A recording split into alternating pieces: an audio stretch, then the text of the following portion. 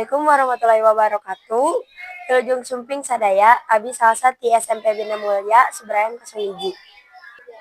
Dinten ieu abdi bari ngalaksanakeun tantangan di bulan September, nyaeta ngadongeng. Dongeng anu ku abdi bade disampaikeun nyaeta temana sakadang kuya sareng sakadang monyet anu ngalacabe. Monyet jeung kuya ngalacabe ka kebon patani. Monyet buru-buru ngahakan cabe anu geus beureum. Monyet ladaeun, terus ngucap seuhah, lata lata lata. Patani kaluar tina saung. Monyet lumpat sadangkeun kuya katewak, sabab lumpatna boyot. Geus kitu, kuya ku patani dikurukan. Cenah isukna rek dipencit.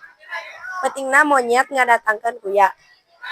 Kuya nyaritakeun ka monyet yen manehna rek dikawinkeun ka anak patani.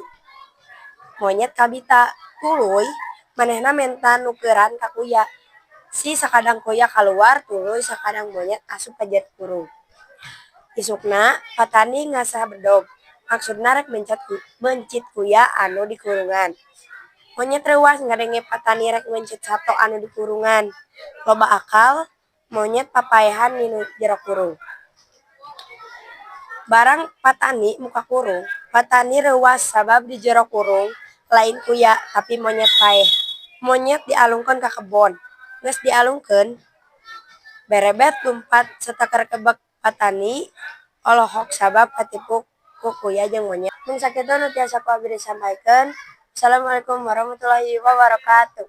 Salam literasi.